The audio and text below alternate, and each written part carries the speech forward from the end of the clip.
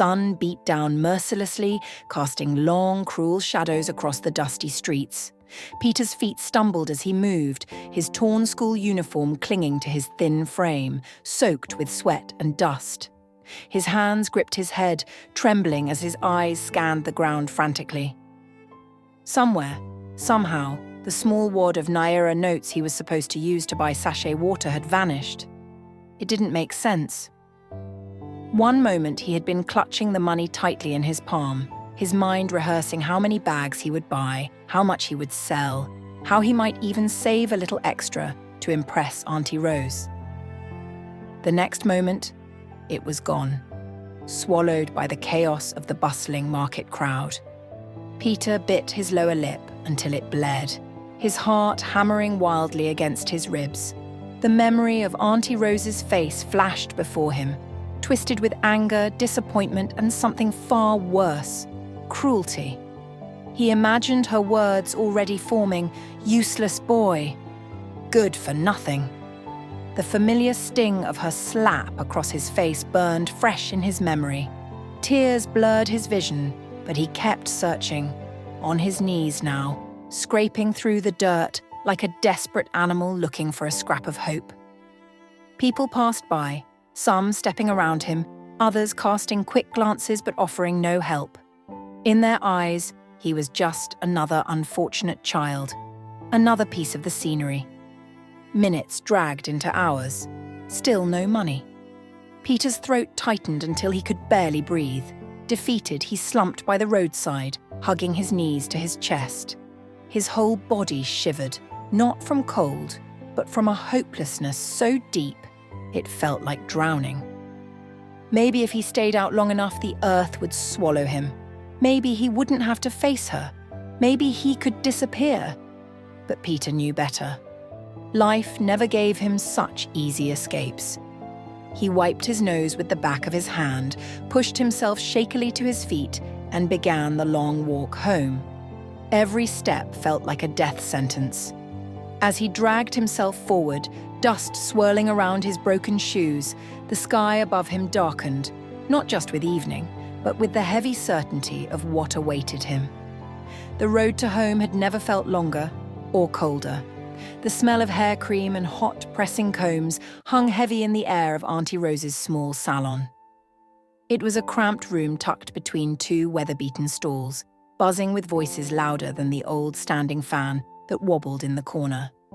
Auntie Rose's hands worked swiftly, weaving thick black braids into a customer's scalp, but her mouth worked even faster. "Can you imagine?" she exclaimed, snapping the comb through a section of hair. "That foolish boy has gone out again and still came back with nothing but shame." Her voice rose above the chatter gathering attention like moths to flame. The women seated on low stools chuckled knowingly. Caro, her closest gossip mate, clapped her hands together and leaned closer. "Children these days," Caro said, shaking her head. "They will finish you before your time if you're not careful." Auntie Rose sighed dramatically, twisting the braid tighter than necessary, causing the customer to wince. 15 years. 15 years ago, I picked him up after that accident killed his useless parents. Nobody asked me to. Oh, nobody. She wagged her comb in the air as if pointing at an invisible judge. Out of the goodness of my heart, I brought him in, fed him, clothed him, and what do I get in return? Disgrace? The customer, whose hair was almost finished, clicked her tongue. Some children are curses, not blessings. Auntie Rose wiped the sweat from her brow and leaned on the chair, her face contorted with resentment. Every day, it's one problem after another. If it's not stealing, it's stubbornness. If it's not laziness, it's foolishness. Me that has raised my own children with discipline. Her chest heaved as if the boy's existence alone weighed her down. Outside, the sun dipped lower, casting long shadows across the salon floor. In that twilight glow, Auntie Rose's face seemed even harder, her eyes colder. Deep down, maybe there had been a time she had pitied the boy, a tiny, broken thing rescued from the wreckage of his life. But those days were long buried under layers of bitterness, fueled by years of her own disappointments. Tonight, she thought grimly, He would learn a lesson he would never forget. The compound was already dim when Peter trudged in, his heart pounding louder than his footsteps. The faint glow of kerosene lamps flickered in neighboring houses, but their own room stood dark, like a silent beast waiting for him. He hesitated at the door, the weight of fear heavier than the satchel slung across his back. Auntie Rose's voice sliced through the air the moment she spotted him. "Where's the money?" she demanded, her arms folded across her chest, her frame blocking the doorway. Peter's mouth opened, but no words came out. His hands shook at his sides. I lost it," he whispered, his voice breaking into a whisper so soft it could barely be called speech. For a second there was silence, a dangerous, suffocating silence. Then came the slap, sharp and unforgiving, sending him sprawling onto the dusty ground. "You lost what?" Auntie Rose shrieked, her face contorting with rage. "You useless goat! After everything I've done for you, you can't even hold ordinary money." Peter scrambled up, but another slap caught him on the side of his head. He stumbled backward, bumping into the cracked wall of the compound. His ears rang. Without another word, Auntie Rose shoved him out of the doorway, slamming the wooden door shut behind him. The latch clicked loudly, a sound far heavier than its size, the sound of abandonment. "You will not sleep under my roof today," she barked from behind the door. "When you find the money, you can find your way back." Peter pressed his forehead against the door, tears streaming down his face. He knocked softly, then harder, but there was no response. The door might as well have been a mountain between him and mercy. As the evening deepened into night, Peter slid down to sit on the cold cement floor, pulling his knees tightly to his chest. His stomach rumbled, a hollow protest against the hunger clawing inside him. Around him, the compound grew quieter. Doors locked, windows shut. No one came out. No one asked why a boy sat crying in the night. The stars blinked coldly above, indifferent to his small, breaking world. And Peter realized this night would be longer than any he had ever known.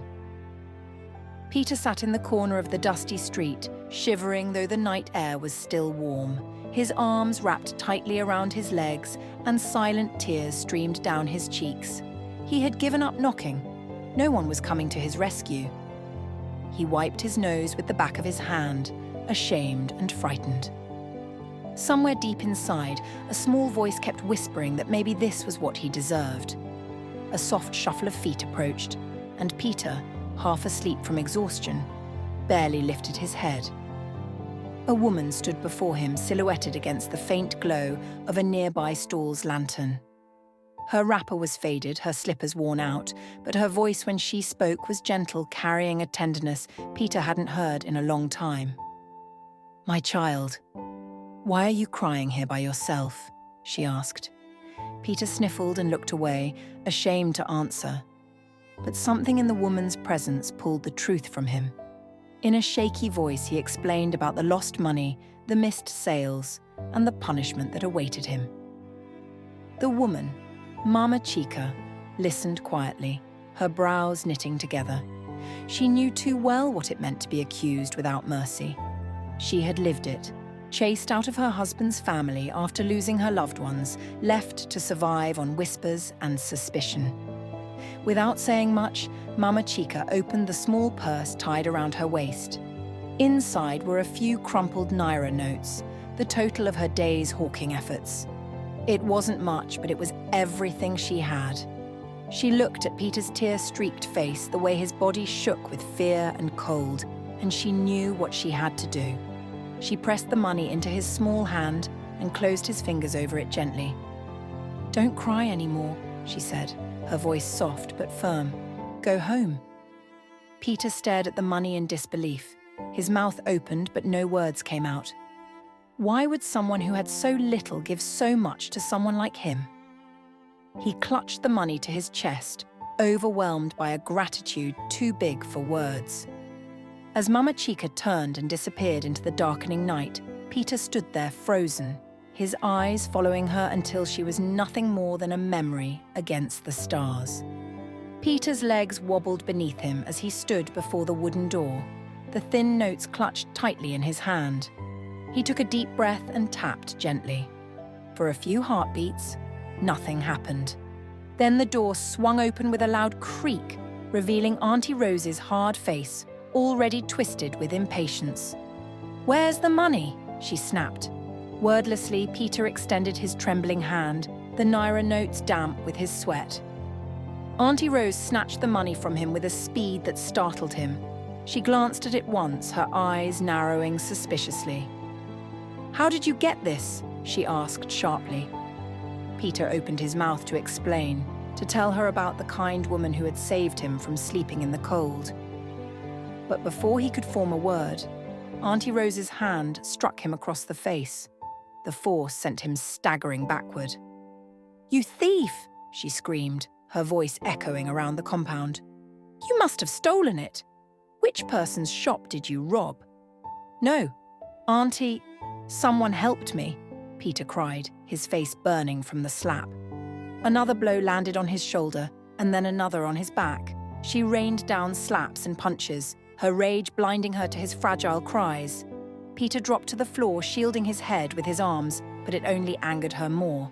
Neighbours peeked through their curtains, hearing the commotion, but none dared intervene. This was not the first time. It would not be the last. Auntie Rose dragged him up by his shirt and shook him violently. "You want to bring disgrace to my name, Abby? You will die here today." Peter's body went limp in her grasp. His head lolled to one side, and he slipped from her fingers, crumpling to the ground like a rag doll.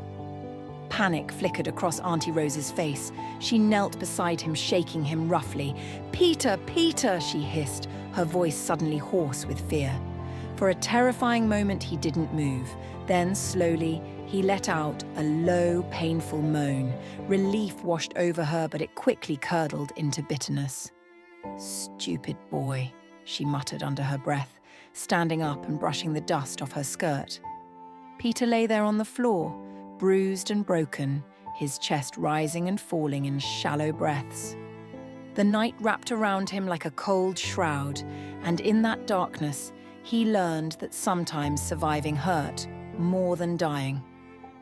Peter limped through the crowded market, his small frame almost swallowed by the chaos around him. His left eye was still swollen from the beating, but he didn't care. He scanned every face desperately, weaving between women balancing baskets on their heads and traders shouting over one another. Somewhere out here she had to be, the woman who had saved him, the only person who had shown him kindness. Hours slipped by. The hot sun blazed overhead and Peter's stomach growled loudly, but he pressed on. People brushed past him, some grumbling, some not even noticing. His heart began to sink. What if he never found her again? What if she was just a dream sent to mock his loneliness? Then, just as he was about to give up, he saw her. Across the market square, hunched over a basket of tomatoes, was Mama Chica. Her wrapper was even more faded in the daylight, and her hair was wrapped in a simple scarf. But Peter would have known her anywhere. Without thinking, he ran to her, pushing past a group of women bargaining loudly. When he reached her, he threw his arms around her waist and hugged her tightly. Mama Chica staggered a little, surprised, before looking down and recognizing the boy. She smiled gently, her tired eyes softening. She placed a weathered hand on his back and patted him gently, as if soothing a frightened animal. Peter buried his face against her, feeling a warmth he had never known even from blood relatives. For the first time in years, he felt safe. For a few precious moments, the world around them disappeared. There was no market noise, no hunger, no bruises. Just two broken souls finding comfort in each other's existence. Caro perched on the low bench in Auntie Rose's salon, fanning herself dramatically as she prepared to spill the latest gossip. The salon buzzed with the low hum of women chatting and laughing, but Caro's voice quickly rose above them all. "Auntie Rose, you won't believe what these eyes have seen today," she announced, making sure everyone turned to listen. Auntie Rose, twisting thick strands of attachment into a customer's hair, raised an eyebrow. "What is it again, Caro? Talk fast." Caro leaned forward, lowering her voice but ensuring it carried just enough for others to hear. I saw that your so-called Peter hugging that witch woman at the market, the one they say killed her own family. Mama Chica. The comb slipped from Auntie Rose's hand. What did you say? I saw it with my own 2 eyes, hugging her like she gave birth to him. And not only that, she even gave him something, money and snacks. Caro's voice dripped with scandal, her eyes gleaming with mischief. The salon exploded into murmurs and gasps. Someone whispered, "Maybe the boy has been bewitched," while another muttered, "Nothing good can come from that widow." Auntie Rose's face darkened, her jaw clenching so tightly the veins on her neck stood out. Without bothering to explain, she tossed the half-finished braid aside and stormed out of the salon, leaving the customer mid-style. When she burst into the house, Peter was crouched in the corner, patching his torn sandals. He looked up, startled by the bang of the door. Before he could speak, Auntie Rose descended on him like a raging storm. "You witch's apprentice!" she screamed, grabbing a broomstick and striking him with wild, angry blows. "So you have been fraternizing with murderers, bringing curses into my house," Peter cried out, shielding his head, but the blows kept coming. There was no space for explanations, no room for truth. Only pain, sharp and searing, swallowed him whole. When she finally stopped, breathing hard, Peter lay curled on the floor, trembling, his body screaming from the fresh wounds layered upon old ones. He didn't understand why love would invite so much hatred, why kindness would bring him more suffering. In the darkness of his battered mind, one thing became clear. The world had no mercy for boys like him. The market was alive with the usual chaos, traders shouting prices, customers haggling over tomatoes and peppers, but a strange tension seemed to ripple through the crowd when Auntie Rose marched in. Her face was set like stone, her eyes burning with fury. In her right hand, she clutched a small plastic bottle filled with bright red palm oil. She didn't care about the curious stares or the whispered comments trailing behind her. She moved with a single purpose, a boiling rage that clouded everything else.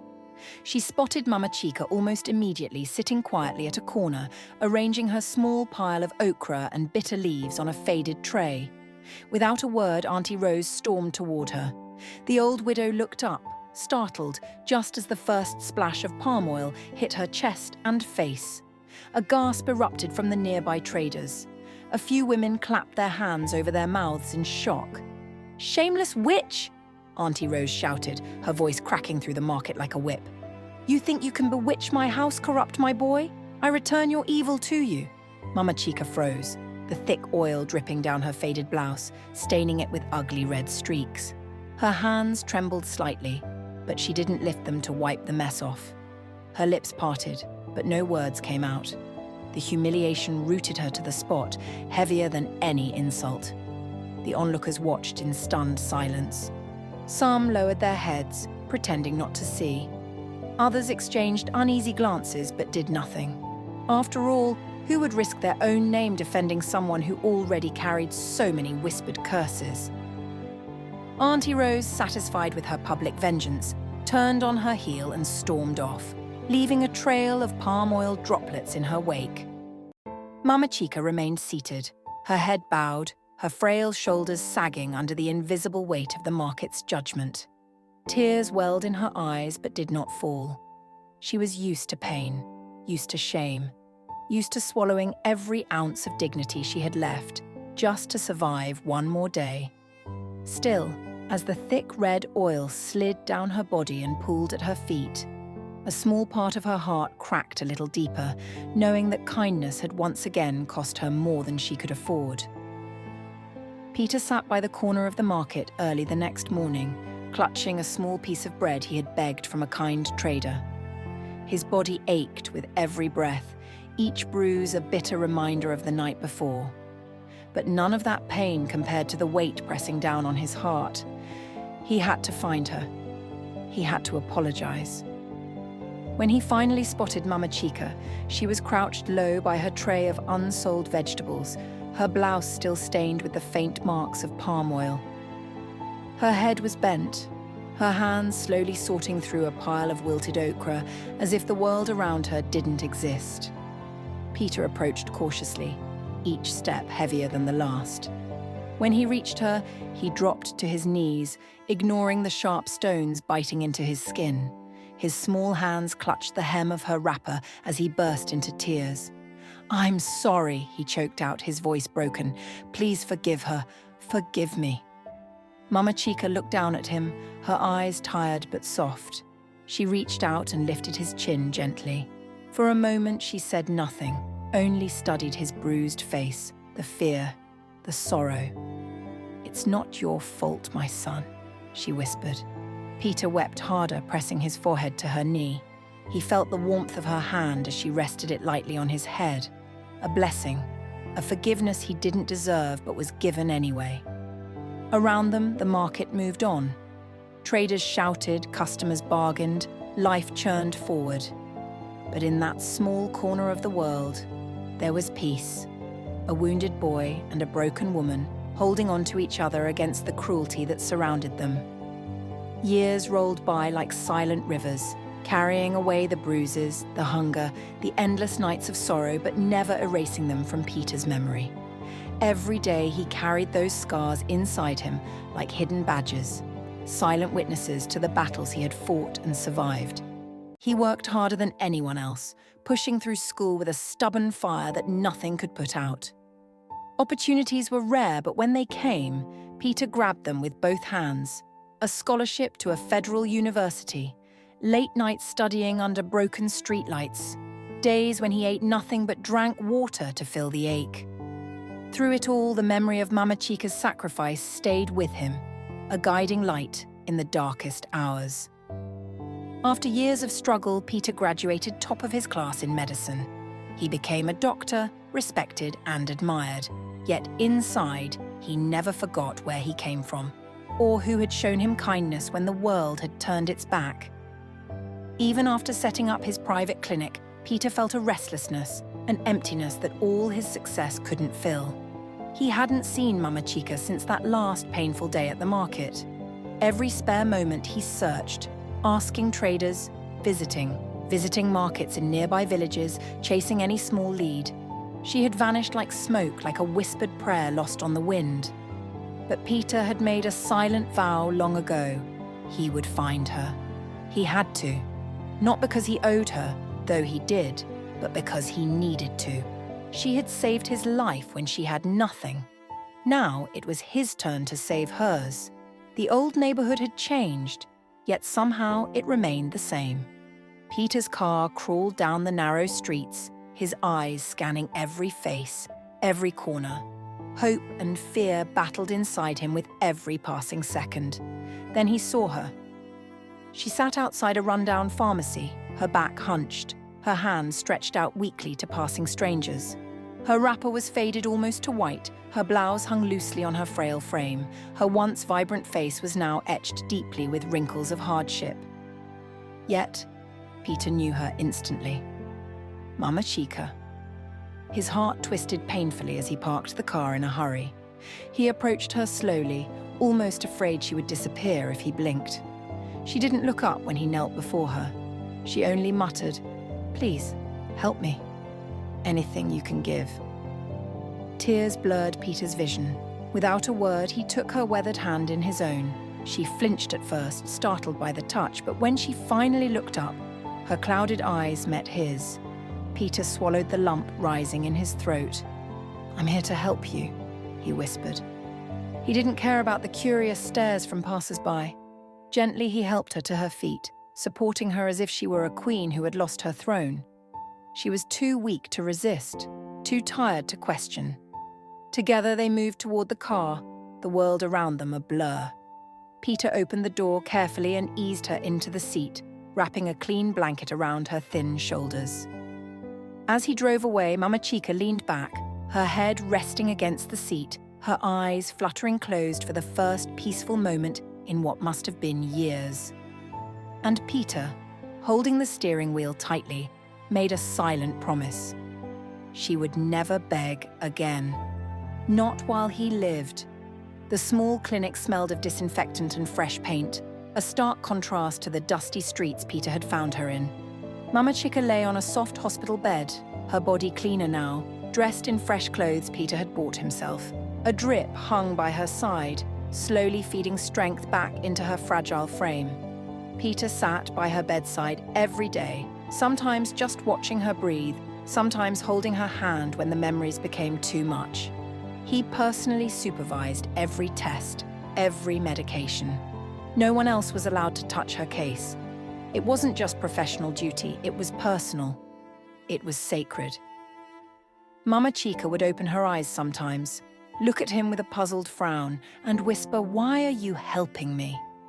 But Peter would only smile, tucking the blanket around her carefully and say, "Rest, Mama. You're safe." She didn't recognize him yet. Time and hardship had blurred the memories of the little boy who once cried in her arms.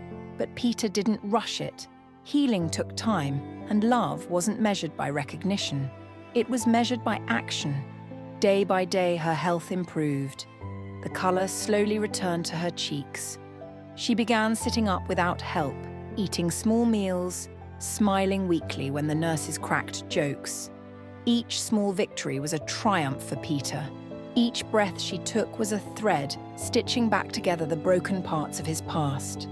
He wasn't just healing her body, he was healing the wound life had torn through his soul so many years ago. In quiet moments, when the clinic fell silent and the world outside faded away, Peter would sit by her side, whispering stories of hope and home, hoping that somewhere deep inside her, the memories of kindness would awaken once again. The afternoon sun poured through the wide windows of the clinic, casting a soft golden light across the room. Peter sat beside Mama Chica, his hands resting lightly on his lap, heart pounding with a mixture of fear and anticipation. Today felt different. Today, he was ready. Mama Chica, now stronger, sat upright in her bed, her frail fingers toying with the edge of her blanket. She smiled at Peter, a soft, grateful smile, but there was still confusion lingering in her eyes, as if trying to place him somewhere deep in the corners of her memory. Peter took a deep breath and leaned forward. "Mama," he said gently, "do you remember a boy you helped many years ago? A boy who had no one? A boy who lost the little money he was supposed to sell sachet water with?" Mama Chica's brows knitted together in concentration. She stared at him, the lines on her forehead deepening. Slowly, her eyes widened, the recognition dawning like a slow sunrise. "You," she whispered, her voice trembling. "It's you?" Peter nodded, his throat tight with emotion. "It's me, Mama. I never forgot what you did for me." Tears welled in Mama Chica's eyes, slipping down her cheeks. She reached out, and Peter caught her hands in his, squeezing them tightly. "You saved my life when you had nothing," he said, his voice shaking. "Now, it's my turn to save yours. You will never suffer again. Not while I have breath in my body." Mama Chica cried openly now, her frail shoulders shaking with silent sobs. Peter moved closer, wrapping his arms gently around her, holding her as she had once comforted him. And as they clung to each other, two wounded hearts mended in the quiet warmth of that room, bound forever by a simple act of kindness that had changed everything. Thank you for watching. If you enjoyed this story, kindly subscribe to my channel and turn on the notification bell so you won't miss any of our future uploads.